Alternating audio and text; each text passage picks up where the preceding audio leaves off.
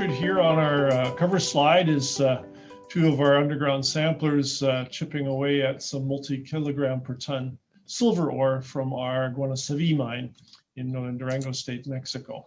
We've entitled today's presentation, Profitable Production, Compelling Growth. And that is what I'm going to pretty much stick to during the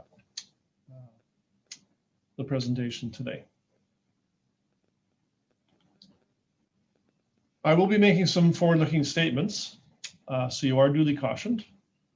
And by way of highlights, Endeavour Silver today is a mid-tier producer of gold and silver. We own and operate 3 high-grade underground silver gold mines throughout Mexico. And there's really 4 key catalysts to create value, both short and long-term, for our shareholders. First and foremost, being an operating company, we have in recent years really focused on reducing our operating costs in order to boost free cash flow. And we've done so very successfully, a great year last year. We obviously plan to continue optimizing our mining operations going forward.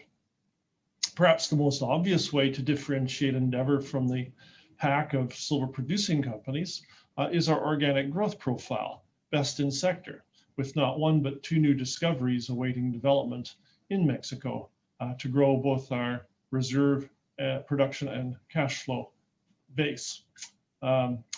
Thirdly, all of the ore bodies we've developed, all of the mines we've put into production in the last 16 years, were on the basis of virgin discoveries by our exploration group. In other words, discovery and exploration is in our DNA, and it's what's really driven our success as an operating company. And last but not least, even though our focus is on exploration and discovery, we do from time to time pull the trigger on mergers and acquisitions in order to build up our asset base. Last but not least, because we produce only silver and gold, we're one of the very few silver producers to be dominantly silver and 100% silver and gold. We do have a sector-leading leverage, or beta, of our share price to the silver price. So headquartered in Vancouver, British Columbia, all of our core assets located in Mexico, and with a portfolio of world-class exploration projects in northern Chile. Endeavour currently employs about 2,200 employees and contractors. I'll be focusing today on just one of our mines, the first and largest silver mine at Guanacevi in Durango State, and also on our first and largest development project, the Terronera discovery in Jalisco State. Some recent highlights. We just came off our best quarter in 2 years, producing 2.1 million ounces of silver and equivalents, the only equivalent being gold. That's a 21% increase year on year. We did achieve our 2020 production guidance of 6.5 million ounces silver equivalents, notwithstanding a 2-month shutdown of our operations, government mandated suspension due to the COVID pandemic. We've recently agreed to sell one of our dormant assets, the El Cubo mine, to another junior company, Van Gold, for $15 million in cash and shares, plus additional payments. That should close here shortly. And if you look at, even at the end of September, our year-on-year financial performance was significantly improved, with our Q3 cash costs down 68% to $3.69 per ounce silver, net of the gold credit, and our all-in sustaining costs down 19% to $17.48 per ounce silver. Our operating cash flow in Q3 jumped 400% to over $10 million, and our Q3 end of quarter cash position grew to $45 million with working capital of $54 million. Because of our spectacular performance in Q4, we can safely say that all of those numbers will increase. That is the cash flow and cash and working capital at year end. We continued our exploration drilling last year. Brownfields exploration was successful at replacing our reserves and expanding our resources, largely due to significant increases at Guanacevi from the high-grade El Curso discovery.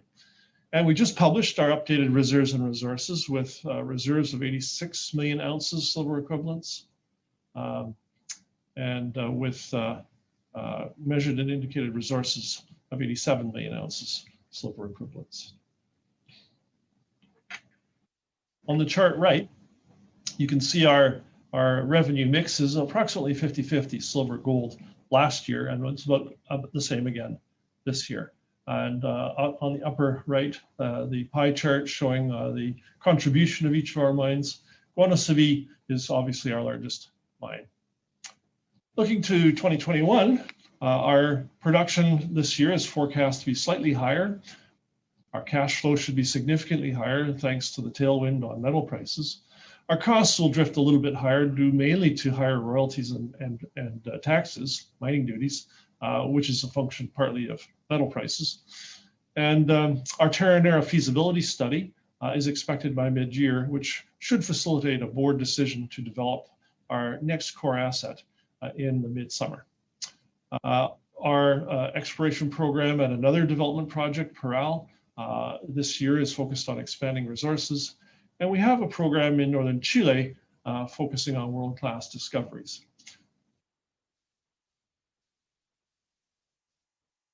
So let's turn our attention now to the core assets. I'll just talk about one of the operating mines, Guanacevi.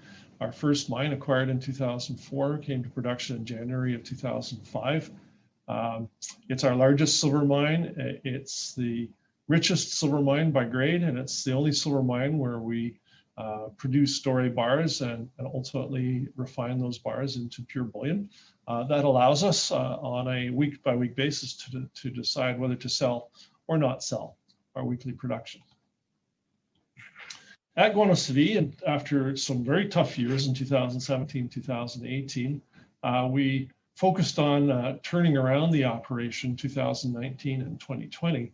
And year on year, last year, our production as a result of the operational turnaround was up 49%. Our grades were up 32% and throughput was up 15%. That operational turnaround is now complete and the mine is operating close to its 1,200 ton per day capacity. You can see on the kind of chart left, the rising tons per day from the mine to plant and the rising grades per ton from 312 grams a year ago to 412 grams in the most recent quarter. So all of that adds up to reduced cash costs, increases in productivity, and an improved work culture as our group at the site recognize that their efforts are gaining traction. On the chart right, you can see obviously with better performance at the mine, production rises quarter on quarter. Let's turn our attention now to our largest development project, the fully permitted and really shovel-ready Terronera Project in Jalisco State.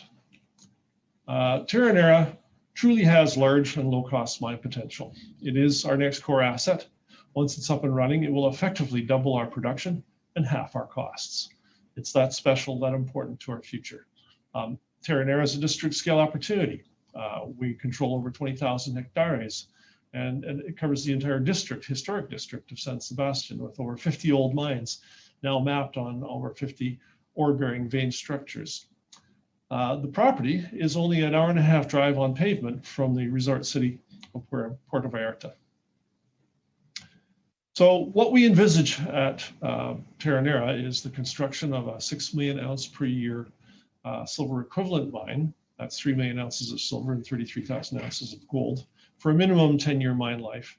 And that's based on two discoveries, the Terronera discovery and the La Luz discovery shown on the map right. And totaling about 80 million ounces of combined reserve and resource, of which 66 million ounces is proven and probable reserves. The two green blocks on the map right are recent acquisitions to expand our land position and add yet more veins for future drilling. If you look at the economic studies we've completed, most recently last July, the final pre-feasibility study, excuse me, based on that 6 million ounce per year mine for a 10-year mine life with an initial CapEx or capital expenditure of $100 million, results in, even at significantly lower metal prices, some very robust financial metrics. At $16 silver and $1,400 gold, we end up with a net present value after tax of $137 million, generating an after-tax internal rate of return of 30% on the capital invested, with a payback period of 2.7 years.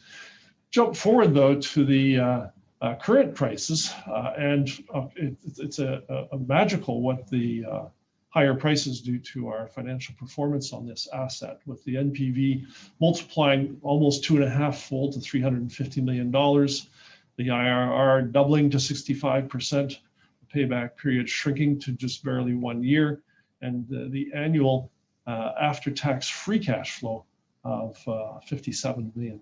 So a very special opportunity for the company.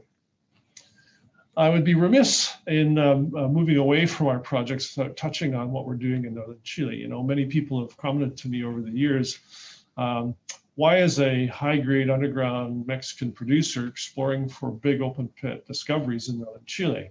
The answer is really simple. We've pretty much reached the limit of growth using our business model of small but very high-grade silver gold deposits in historic districts in Mexico. And in order to climb the ladder from mid-tier producer to senior producer, we felt we had to add to our exploration portfolio world-class prospects. So here portrayed in the photographs are 3 spectacular projects that we staked in the bear market. I mean, literally open ground available for staking. The upper left with the red pickup truck is the one that we're currently drilling. It's called the Paloma Project. It's a high sulfidation gold silver project. Target there is about 5 million ounces gold equivalent ounces. And the alteration zone portrayed measures about 4 by 2 kilometers, and we're focusing on about a 1 by 1 kilometer area right in the middle of it. Currently being drilled, hopefully results by the end of the quarter. The second project on the lower left with the horse, that's our porphyry copper gold project, Cerro Marquez.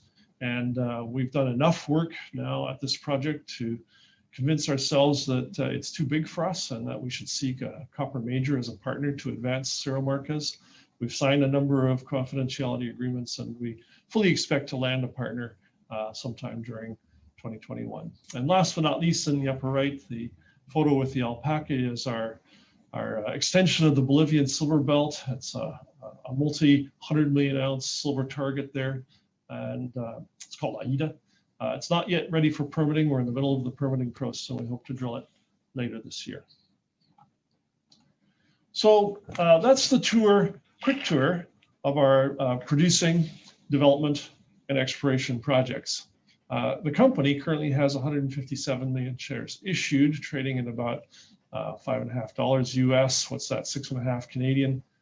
So we're around an 800 million US market cap, $1.1 billion Canadian, with daily liquidity of about 6 million shares. So very liquid stock. We're trading on the big board in Toronto, EDR, and the big board on the New York Stock Exchange, EXK. I've already touched on our cash and working capital. One major shareholder has a 6% position. That's the VanEck GDXJ Index Fund, and one strategic shareholder, Fresnillo PLC, the world's largest silver mining company, has a 2% toehold in the stock.